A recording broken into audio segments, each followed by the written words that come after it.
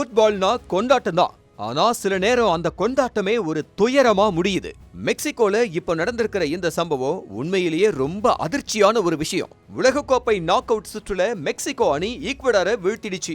1986க்கு அப்புறம் இவ்வளவு பெரிய வெற்றி கிடைச்ச சந்தோஷத்துல லட்சக்கணக்கான மக்கள் மெக்சிகோ சிட்டியோட வீதிகள்ல திரண்டு வந்து கொண்டாடினாங்க.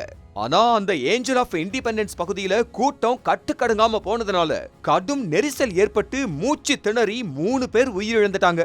அதுல ஒரு 19 வயது பெண்ணும் இருக்காங்க. இந்த செய்தி ஒட்டுமொத்த கால்பந்து ரசிகர்களையும் சோகத்துல ஆழ்த்தி இருக்கு. மெக்சிகோ சிட்டி மேயரே கொண்டாட்டங்கள் பொறுப்புணர்வோட இருக்கணும்னு வேண்டுகோள் விடுத்திருக்காங்க. அதே சமயம் நெதர்லாந்து அணி தோத்தப்ப அந்த நாட்டுல ரசிகர்களுக்கும் போலீஸுக்கும் இடையே கலவரம் நடந்திருக்கு. இது போன்ற நேரங்கள்ல நாம நிதானமா இருக்கிறது ரொம்ப முக்கியம். ஒரு விளையாட்டோட வெற்றி அன்பையும் மகிழ்ச்சியையும் மட்டுமே கொடுக்கணும். ரசிகர்களா நாம என்னைக்குமே பாதுகாப்பா இருக்கணும். நீங்க என்ன நினைக்கிறீங்க? கமெண்ட்ல சொல்லுங்க. இந்த உலக கோப்பையோட அனைத்து போட்டிகளையும் ஒரு செகண்ட் கூட மிஸ் பண்ணாம பார்க்க ZEE5 ஆப்போட தொடர்ந்து இணைஞ்சிருங்க.